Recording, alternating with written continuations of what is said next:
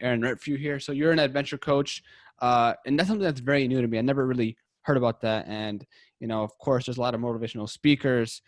And, when you go to these conferences, pre-COVID, you can get very motivated. But, for you, I think for someone to get fully motivated, you got to experience all their senses, not just have a good audio experience, having someone talk about their life story or a motivational speech, but bring them through an actual adventure. And that's what you do. But before we even talk about that aspect, kind of give us your origin story as an entrepreneur. Sure. Well, I am 41 years old, and it took me a while to get to where I would say I was an entrepreneur, where I had my own businesses and things like that. I hit my head quite a bit in my younger years. I liked to Mm-hmm. party and stuff like that. When I was just getting out of high school, my decision was to move to Miami Beach. So I moved to South Beach straight out of high school, and went down a bit of a troubled past in that area. So from there, it turned into a bit of an addiction and alcoholism issue. Took me years to actually get my head straight. And so I got sober when I was 29. And that was really where I started to turn things around, at least for myself. I had been in the restaurant business for many years. And so as soon as I got sober, I started looking to create my own thing and do my own business, but I wasn't really sure what to do. My first thought was to get into the nightclub business because I was still in South Beach. And so I opened up a nightclub with a friend of mine, and it went well for a time, but then it didn't do very well. It was just a very tough business there. It's just ridiculous amount of competition. So you're constantly gutting it out and fighting. And it didn't go well. And ultimately I wound up leaving that business, starting something else. And a lot of failures, right? So there was a lot of failures leading up to quite a bit of those things. That changed right around, I would say, 2014. I started to conceptualize the idea around adventure coaching. And so you've never heard of it because I kind of just made it up. It's really just a blend of the things that I was most passionate about. So a big part of my sobriety is helping other people and things like that. And I work with a lot of people that are struggling, not just with alcohol and drugs, but also childhood sexual abuse and things like that. Mm-hmm. That's the nature of my book, is a lot about childhood sexual trauma and stuff. So I work with people in that area too. And in the restaurant space, I was developing restaurants for other companies. So I have two businesses as of that time, right? I created a restaurant consulting firm where I would develop businesses by hiring their teams, training their teams, developing the management teams. And then I would step out, but I would continue managing their marketing. So I would continue with social media marketing and things like that at times. And I would have team members work on social media marketing for those restaurants once I pulled out. And then most of that was building towards me actually exiting the restaurant business and doing my passion, right, which was the adventure coaching side. And it took several years till I could actually do that. And I still, to this day, will do contracts in the restaurant business probably once every year or two, just to keep my feet wet with it. So I still do contracts in DC. Obviously, with coronavirus, that's been terrible with the restaurant business in general. So I haven't done anything there. And it also hit my adventure coaching business, obviously, because that's a lot international travel.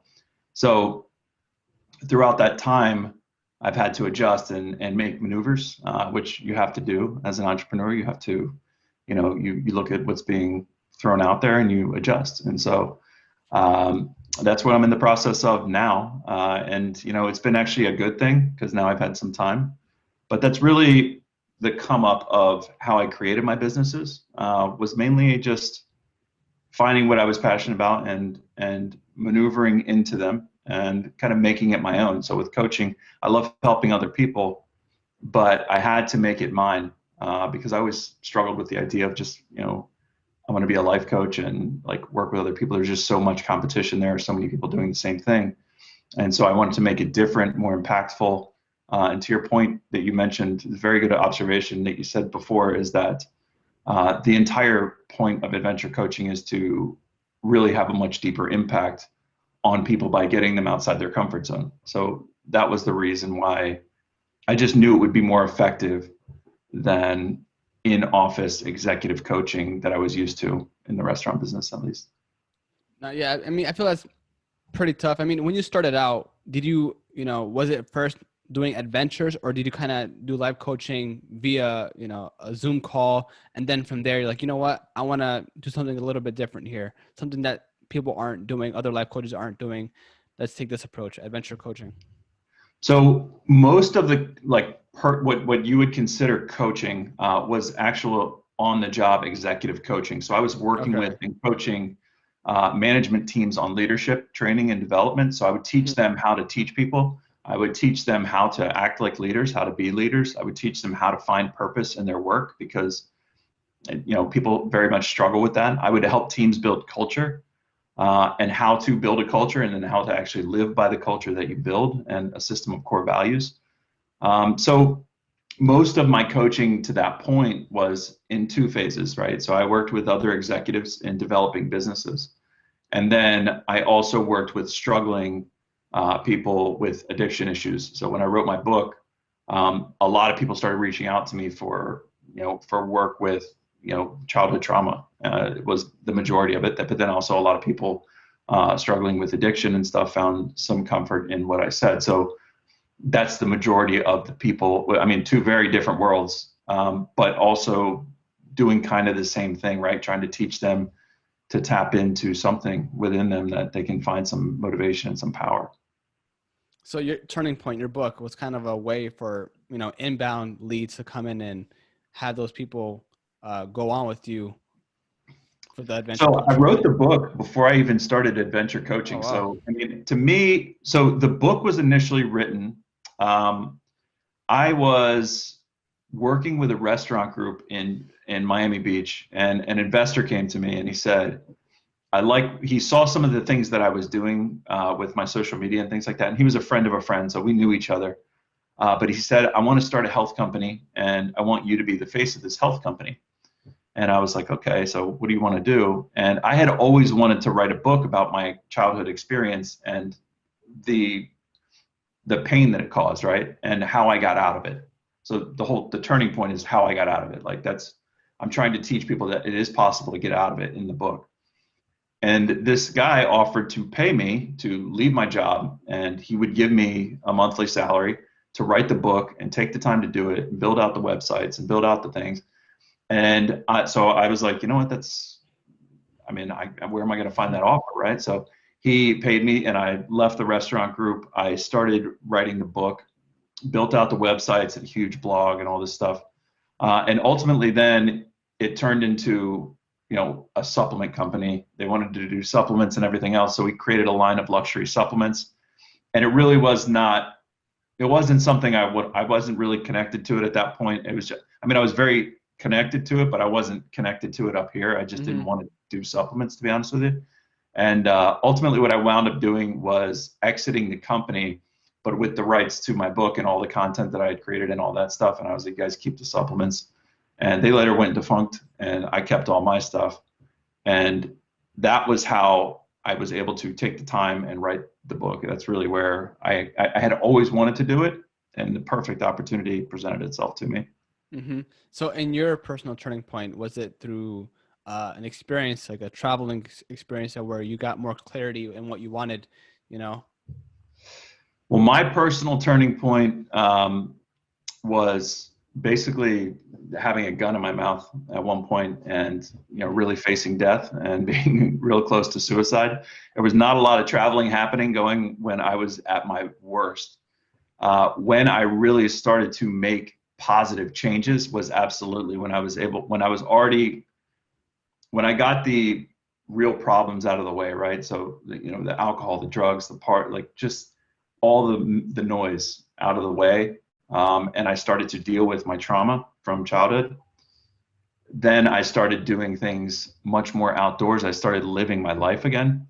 And that's where things really took off for me. So a lot of the content that I was posting early on, like the stuff that this guy saw, was me doing outdoor workouts in Miami and all kinds of stuff outside, and just trying to live my life to the fullest. Like once I got out of that dark place, I was really trying to connect to something.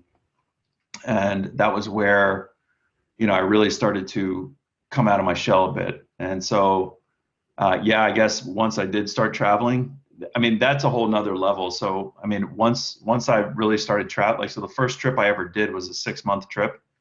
And the first major trip I did was a 6-month trip with just a small backpack. And I went to Asia and just basically, hoofed it around Asia for 6 months and went to, 9 different countries and just messed around over there for a while and just really explored, and was in the, in the ghettos and the, just wherever I could go and just meet interesting and cool people, motorbiking around and stuff like that. I mean, that was where I was really able to explore, and I actually like being alone. So for me, it was very eye-opening. And then I was like, I have to take people on these trips. I have to open people up to this, what I'm doing, because it's, to me, once you do that, it provides a level of humility that I don't think you can get anywhere else. When you start to see that, you're not the only person in the world. Like, you start to really see what's going on out there, and connecting with people just out of kindness. It's a whole different ballgame.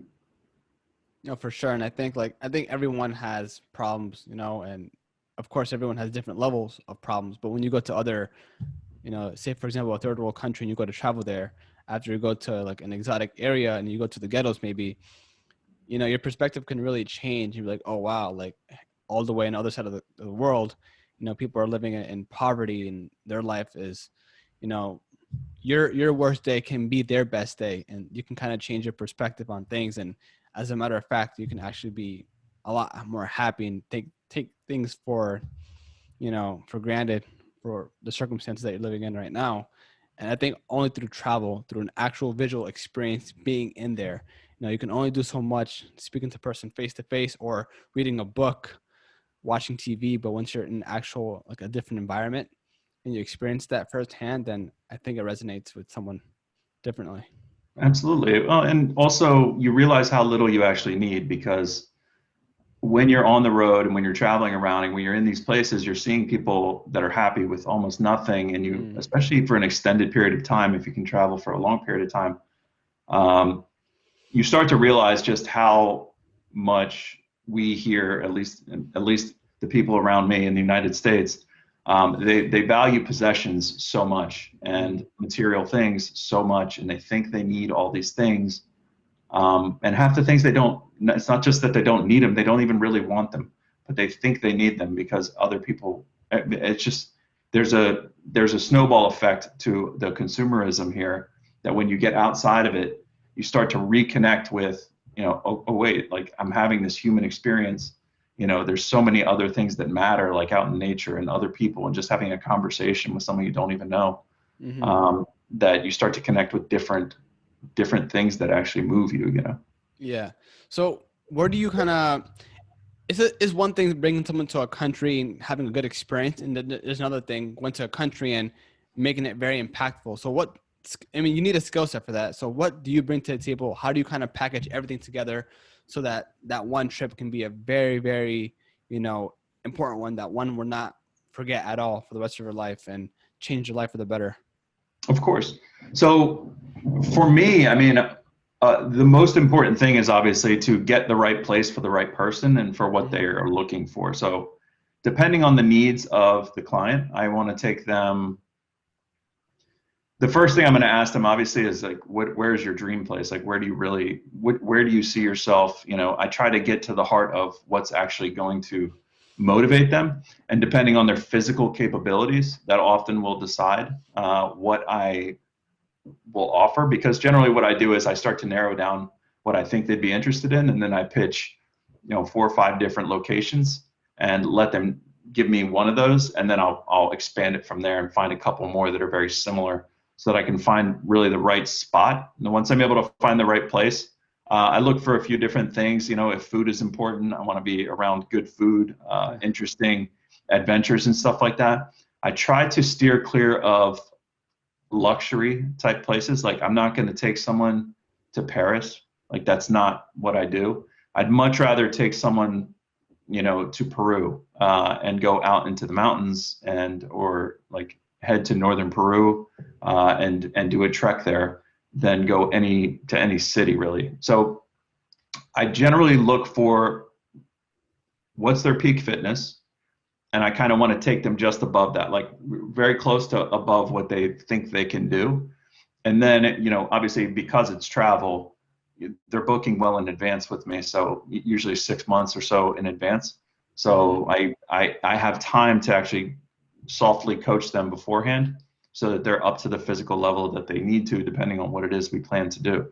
It's not all just physical exertion either. So, for example, I had a client in Bali, and a lot of that was soul work. You're doing a lot of yoga and meditation and breath work, and also adventures, climbing volcanoes and, diving with sharks and manta rays and stuff like that. But, you mix it up as much as you can so that the experience is the trip itself. If you pick the right spot, you pick the right location, and you have a couple of really nice experiences. And if you have an ability to connect with people and understand people pretty well, and I have a pretty good ability to connect with people, the trip does a lot of the heavy lifting, right? Okay. So, I mean, generally they are going to be moved by the place. It's much more, I'm bringing the same experience as a coach to that place, but the experience that I'm bringing is more impactful because they're wide open, right? So they're outside their comfort zone. They're reliant on me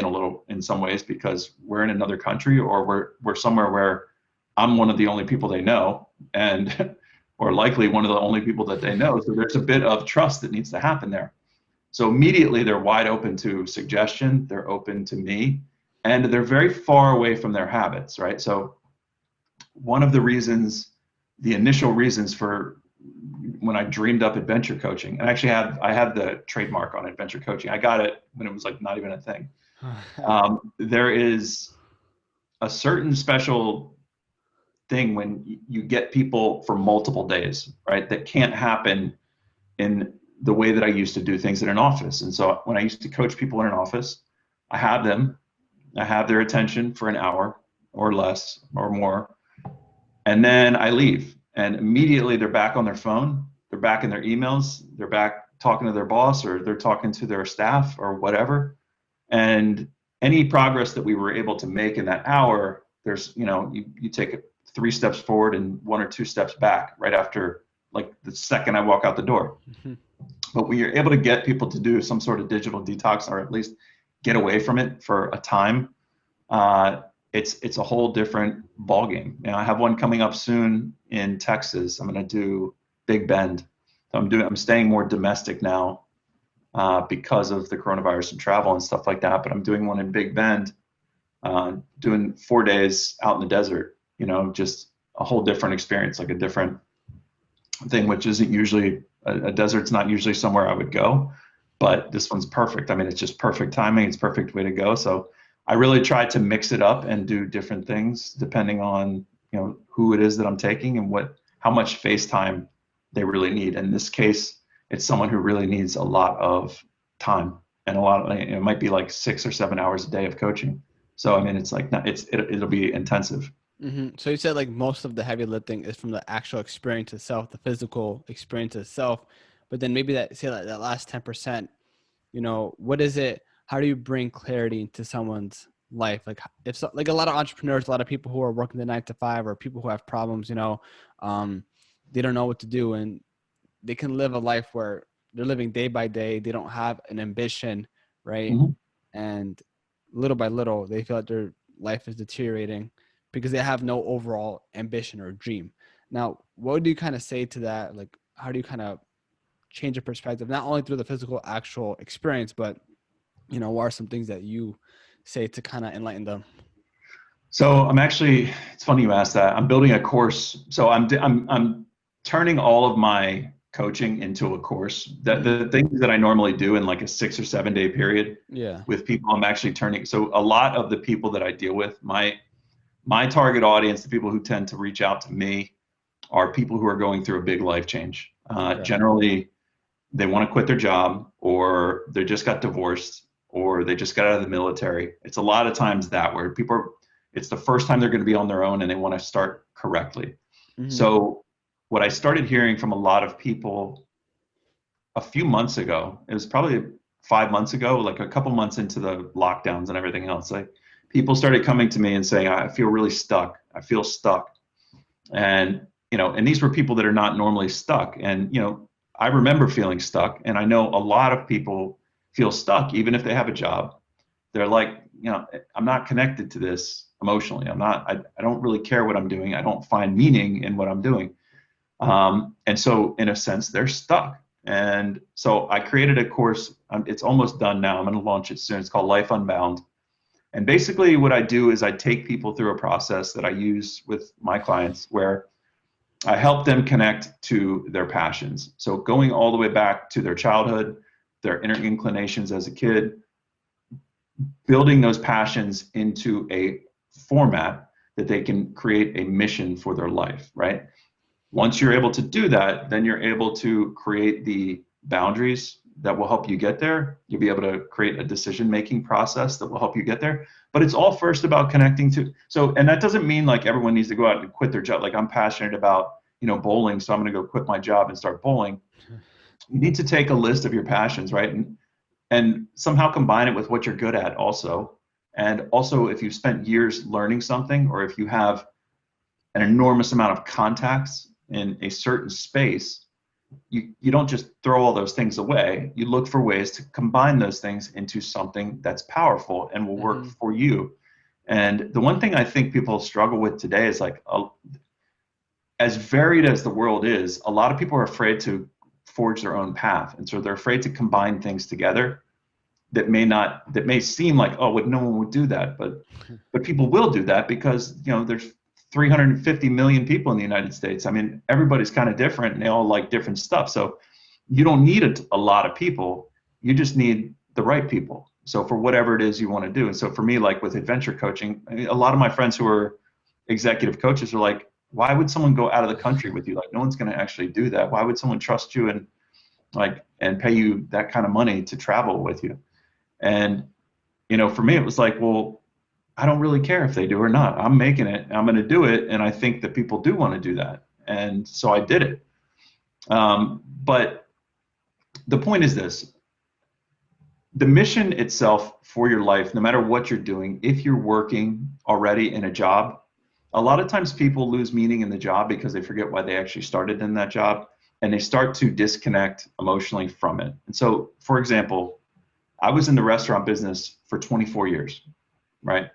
Towards the end of my time in the restaurant business, I started to hate being in restaurants. And so I was still running my consulting business, and I had to reformat the way I was looking at things because I was like, I felt disconnected from it. I didn't feel fulfilled when I was going to work and stuff like that. And so I looked at it in a different way. I was like, I'm not building restaurants, I'm building people. And I started to look at it in terms of, I'm going to build the strongest team of people. I'm not even worried about the restaurant, the food, the construction, anything else except building these teams of people and making them absolute powerhouses so that when I step out the door, these guys can run on their own and they feel like they're now leaders when I walk out. And I reconnected my passion for helping people into what I was doing there. And if you can do that, you don't necessarily have to quit your job. I mean, I feel like there's a big push for everyone to kind of chase their side hustle, and that can be the right thing to do sometimes if you don't have risk. But a lot of people do have risk, and they have, kids, and they got a mortgage and whatever else. And so the right way to play it is to find purpose in what you're doing, if at all possible, and find some meaning in what you're doing while you work on connecting to something that might be a bigger picture item for yourself. That's my experience. That's what I did, literally. Mm-hmm. Yeah, I think it's always important. I think in your childhood, you have a passion, or as you live your life, you find more passions. The key thing is, can you turn that passion into something that you can do and hopefully monetize? Because not every passion, like you said, bowling, it'll be really hard to monetize that. But maybe there's always a way, right? I mean, The point is, I think if you draw back to your passion, you'll find meaning into it because you love it, and it won't feel like work if you just work on that. You know what I mean? Because it's something that you love. If you work on something that you don't like, then you're going to be counting the hours of the Yeah. day. When you bring up a good point, right? So here's the thing. Creating a business is hard. It's hard as fuck. Like anybody who's created a business will tell you this is not easy. And so that's why people get mad with the whole it's like, just starting a business doesn't mean you start a business, you're a millionaire. Like it's hard. You grind it out, especially if you're doing digital products and online stuff and you're trying to make it and you're like, you're in a crowded niche, you're trying to like get off the ground. It's very hard. If you're not connected to what you're doing and you're not passionate about what you're doing, you don't feel like it's some sort of calling for you, you're going to give up before you're successful. I don't care who you are. Like, because it's so hard, I've seen it. I've just seen it so many times. And even sometimes if you're passionate about it, you give up on it because it's hard. You got to beat people. You have to always kind of go after it as if people are trying to, take your lunch, you have to keep moving. And so like we were talking earlier, like the coronavirus, like I can't travel, restaurant businesses shut down. I maneuver, right? So I have to maneuver, change my business, okay, create a digital product where I can still provide value for my clients and things like that. You switch gears, you maneuver. I'll eventually be able to travel again. It's not the longest term solution, but at the end of all of this, right, at the end of 6 months of a lot of people being locked down, or a year almost probably, people being locked down, I'll come out of it. I'll be able to do my adventure coaching again. I'll be able to do some restaurant contracts in the future. And I'll have a digital product and some other stuff that I created along the way, right? Mm-hmm. So you're building on it no matter what happens. You can always maneuver out of it and you're never stuck, provided you have at least some drive around a passion, right? So a mission. Yeah. I have a very strong mission. Wait, so I remember you said that you were building up your personal brand and a friend of a friend wanted to build a health company and he wanted you to be the face. Now, how important is it to build a personal brand? Because without that personal brand, like, do you think he would have, hit you up and be like, hey, look, let's work together? I mean, so your trust and around your personal brand is incredibly important. So depending on, I think in different areas, it's of different importance. Like, so for what I'm doing, it's incredibly important for both my businesses because in one, I'm developing their management teams that are going to build their business. So I generally work with people who've already worked with me before, and they really trust me and they know what I'm capable of. With adventure coaching, they're putting their life in my hands. So trust is paramount, right? So I need to be able to articulate who I am as a person. I do it publicly. I'm out there, like, I'm not afraid to talk to them about who I am or what I do or my past and like what I've gotten into and, and other people and connect them with other people that have worked with me in the past.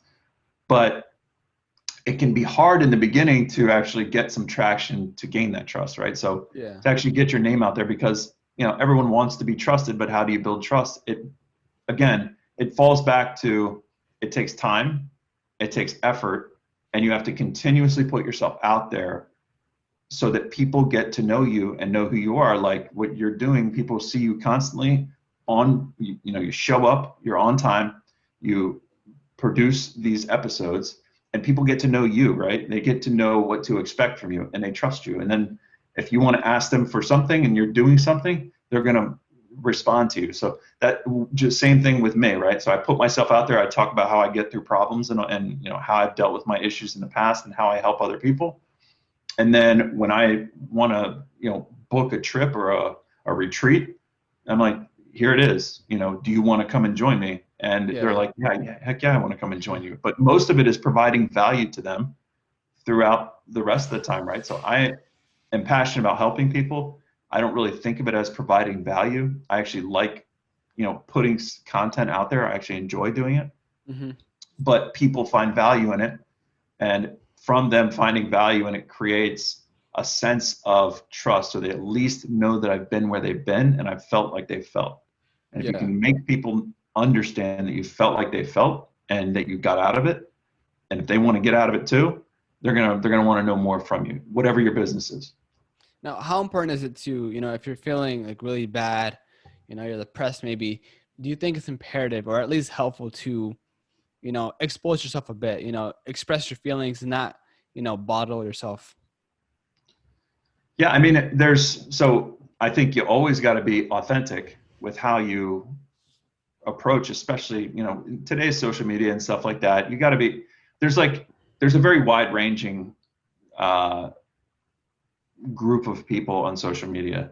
And, I don't love the gravitation towards, the loud, brash, kind of FU guys, like, constantly like get attention by shitting on other people. It's not my MO. It's not how I go about things. I'm a little bit more reserved when it comes to how I approach things. But as long as you're truthful in what you say, you can be somewhat self-deprecating, provided you are coming at it from a place of, here was my problem, here's how I got out of it. Mm-hmm. What I don't like to see, at least from people, from young entrepreneurs and things like that, is constantly dumping or complaining, because nobody cares about your problems. And they really just don't. I mean, here's the thing, like, everybody has problems. Mm-hmm. And everybody has an inner critic in their head, and everyone deals with limiting beliefs. And almost everyone feels a deep sense of failure at times, and they all go through it. They all have the imposter syndrome. Like, everybody has it.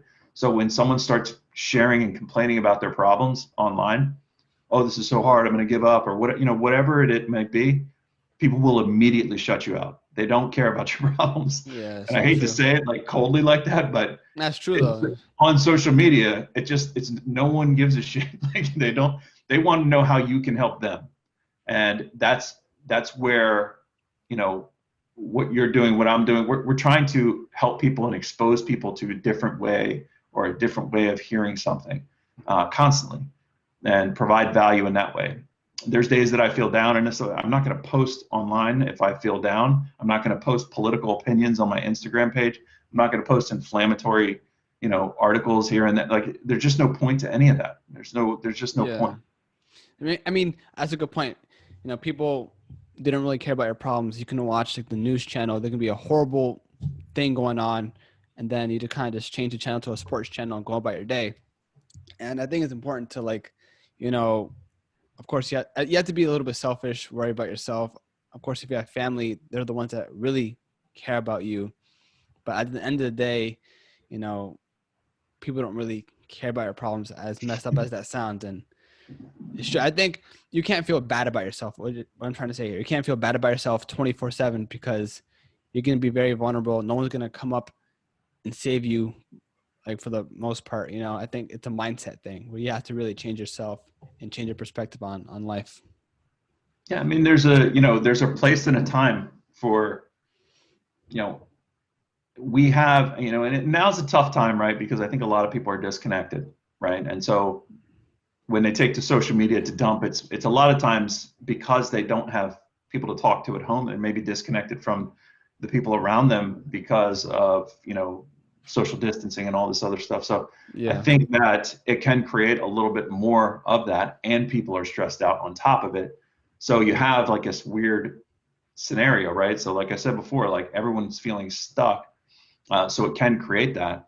But generally my recommendation, so my clients run into this all the time, and I always turn to them, I literally turn to them and say, have you tried to help someone else? Like, what have you done to try and help someone? Have you called anyone? Like, call your friends, call someone else who is struggling worse than you. Like, that's the best cure for me for most things. That I give people all kinds of advice, and the one that they always get the most out of is when I'm like, why don't you try and help somebody else? Like, that will get you out of your head for like 5 minutes. Mm-hmm. It's tough now, because I used to push people to go and do work at a homeless shelter or something like that, help with meals, or do something outside themselves, go to an old folks home and talk to people. Like, you can actually volunteer. But nowadays, a little bit more difficult to do that right now. So you have to find ways to reach out and get outside of yourself, because a lot of people are stuck in their heads, they're stuck in their house, and they don't have a lot of ways to get out of themselves. And so that's where a lot of the dumping on social media is coming from right now. It's people's only outlet. It's their only way to get things out. And sadly, Yeah. when you get something out, you're telling everyone you've ever met in your whole life and half of the people you've worked with in your whole life. Like it's just not, it's not healthy. Mm-hmm. So how many trips have you been to so far with your clients? Adventure coaching trips, I've done 6 in the last 3 years. And that's in between contracts with restaurants. So I had a 6-month contract, I had a year contract, and then a 6-month contract. And then, so it was, what I generally do is I'll do a restaurant contract, which is about 6 months, Mm-hmm. sometimes longer if it runs over. And then I have, during that time, I'm booking for the 6 or 8 months that I'll take off. Oh, So that long? 6 to 8 months, the whole trip? Like how long? that's how long I'll take off from the Okay. restaurants. Oh, So like okay. in between, I'll usually do like 6 months on, 6 months off. Okay. At least for the last 3.5 years, it's been like that. So I've been fortunate enough to kind of run into the right timing where I've been able to build both businesses without them really interfering with one another. But yeah, so to answer your question, 6 in the last few years. And how long is each trip, like on average? It depends on it depends on the client, to be honest with you. So the last one I did was 10 days. Okay. But I've done them as short as 3 days. And the shorter ones are generally if I'm already abroad and or domestic, and someone just wants to do a short trip in an area where I'm already at, because generally that's the cheapest way to do it, or most cost-effective way, is if I'm already traveling to meet me somewhere, because then I don't incur any expenses for travel, right? So then it becomes almost like a coaching session where you're meeting me somewhere interesting. So, for example, I'm in North Carolina now. If someone said, let's meet in the mountains in North Carolina, that's not a big stretch for me, right? I don't need to charge you a ton of money for that. But if you say, let's go climb Mount Everest, oh, okay, well, that's going to be like 50 grand. So, I mean, it's a whole different, it depends where you want to go. But a lot of people have different, checkbooks. So whatever they generally will tell you kind of what they are in the mood for. I mean, this is really interesting to me because, like I said, this is the first time I'm hearing about this. You kind of coined the term adventure coaching. How do you market this? Is it all through your personal brand? People reach out to you and like, hey, I'm interested as well, or I want in, and it kind of goes along that way? Or do you have other marketing maneuvers to get more clients, or what? Generally people just reach out to me, and it's oftentimes through referrals. So from client to client. People will send their friends towards me for whatever reason, or oftentimes social media is some people come through social media. I have people reaching out to me who have read my book before and were struggling there, and then sometimes through Facebook, through old friends who are just like, I've been watching you for years and I never, like, why don't you take me on a trip? So it really is varied, and really it all just comes from putting myself out. Like, it just comes from all over the place. I have done, I'm really good with like Facebook targeting and marketing and social media marketing through the back end. So like Facebook ads and everything. But I don't generally use those for this unless I have a specific purpose. So the last time I did any ads, paid ads, was I was marketing a retreat in Peru. So it was for a trek called the Cordillera Huayhuash. It was a 6-day trek, 85 miles, high altitude. It's intense, very intense trek. Unfortunately, I had sold them out, and the trip was in July of this year, so I had to cancel it. Because Peru shut down all travel. So I had to pay everyone back their money, and hopefully I can reschedule that. But that was unfortunate. So that's like one of the trips that I would do. And generally, a lot of times those trips will turn into other clients, because people will do that, and then they're going to be posting all over their social media. They're going to be talking to people, and then they'll say, "Hey, you got to talk to this guy." I feel like a lot of people, they do want to explore different places, get out of their comfort zone, but they need someone else, right? And maybe that person can't do it for whatever reason. They have kids, they're going to school, they're working, whatever it is. if you think it's imperative or really important to, you know what, if you want to travel, if you want to get out of your comfort zone, kind of do what you did, go to a different country. Doesn't have to be for 6 months, but just go by yourself, backpack, and experience something, change your perspective. Because once you go somewhere else, you're going to get different ideas once you come back. Yeah, I think people are very fearful of doing stuff like that. And, I mean, if I was younger, 20 to 25 years old, I mean, I don't think there's anything better you can do than to, just strike out on your own and just go and experience. Because here's the thing, it's nice to go with other people, but the issue, unless you're with someone who's very much on board with what you're trying to do, is that when you go alone, you really can explore other cultures, and not just explore other cultures, but you can also explore who you are, because there's no one there to judge you. Like you're just like, and you can be the different person today and tomorrow and the next day. Like, not that you need to be a different person, but you can really explore yourself, right? So who you are as an individual. With every person you talk to, none of them have ever met you before, and they're all fascinated by you. Depending on where you go, people are very fascinated by people from other cultures. And so, like, you go walk around Vietnam, you're going to have people walking up and trying to talk to you. They want to practice their English with you. Like, what I mean? Like, just wherever you go, you're going to have different experiences like that. And, you have the opportunity to tap into who you are as an individual. And generally, when people do that, they just really open up inside. The issue is if you travel with someone else, and let's say now you have to plan your travel around two people, which becomes difficult. But also, even just walking down the street, you're talking to each other, and other people might not approach you or talk to you or engage with you because you're talking to someone, so they're not going to interrupt you. And so the experience is very different.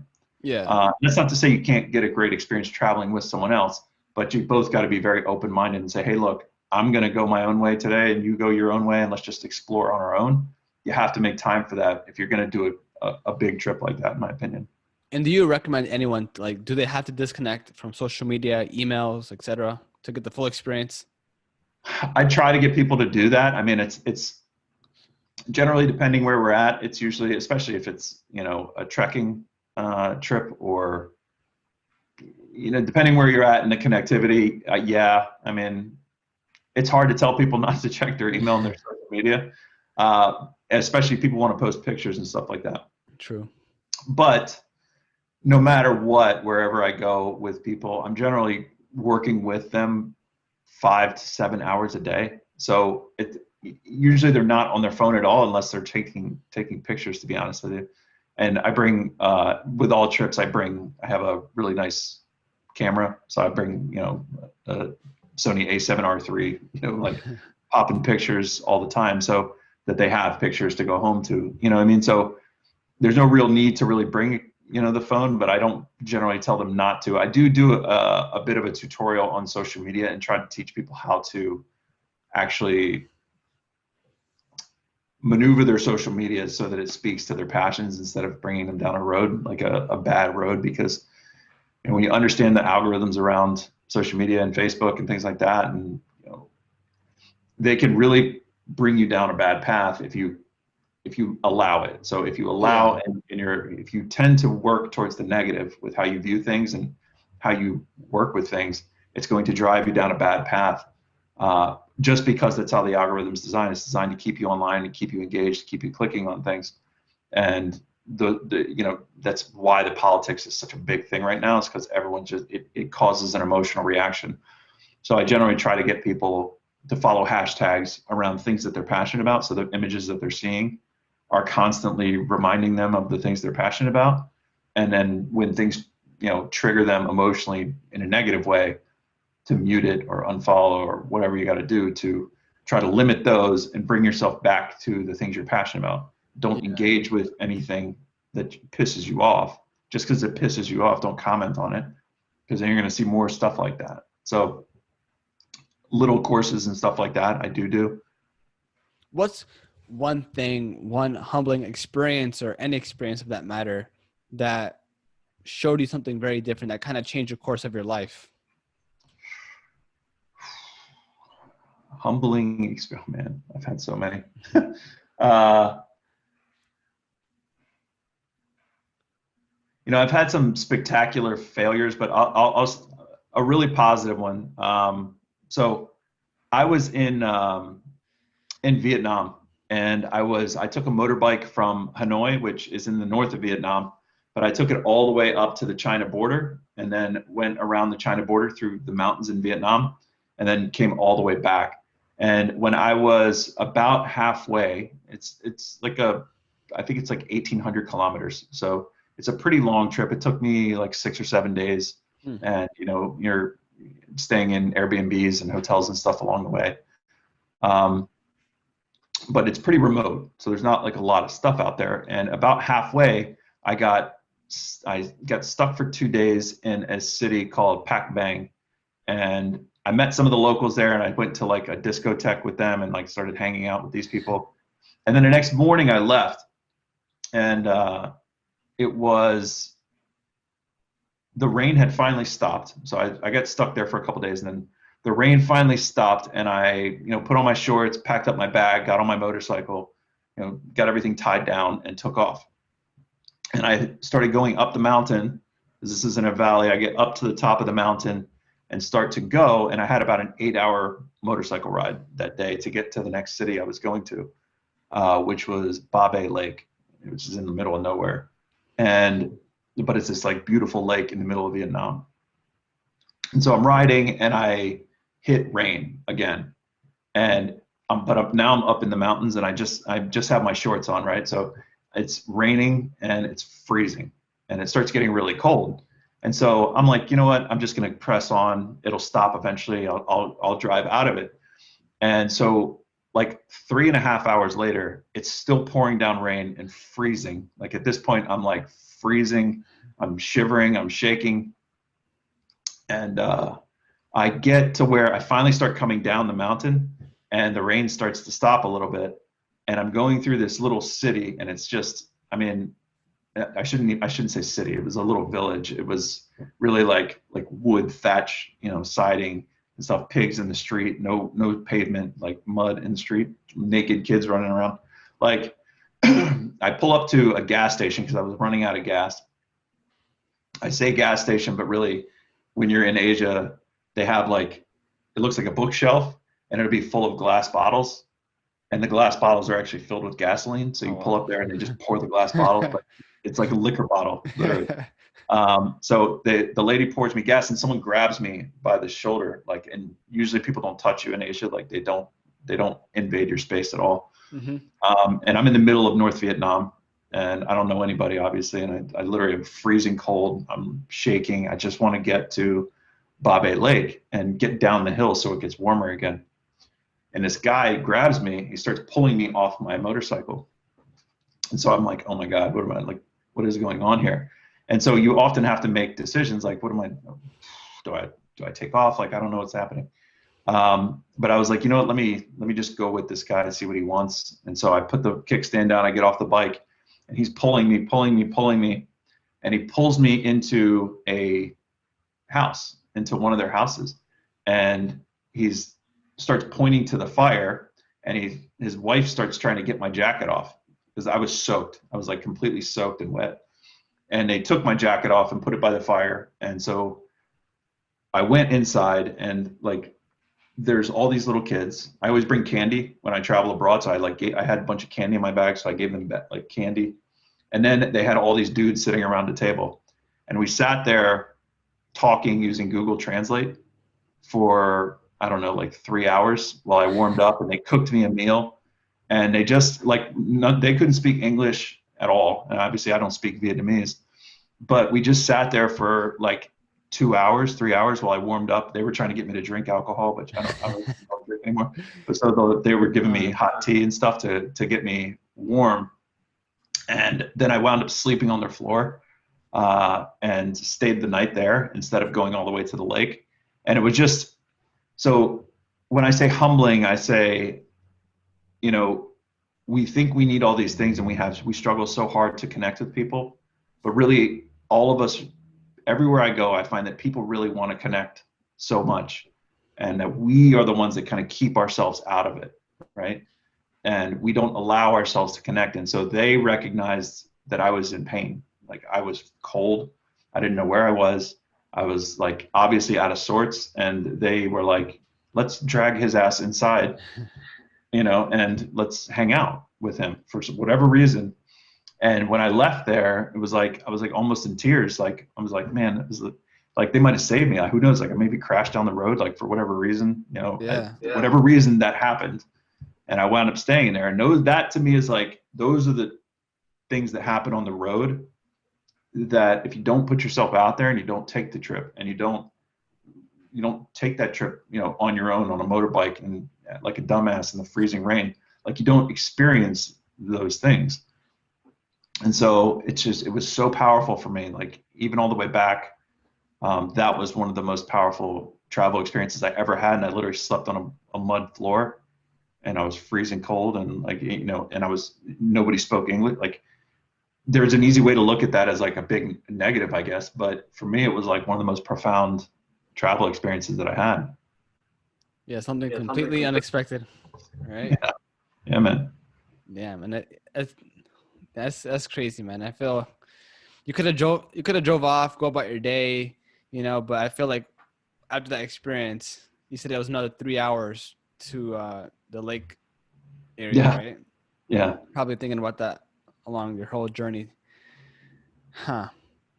That's actually really dope. So have you taken anyone back, or do you recommend, people going through that trek or going through that, experience of literally driving, what is it? You said 1,600 kilometers?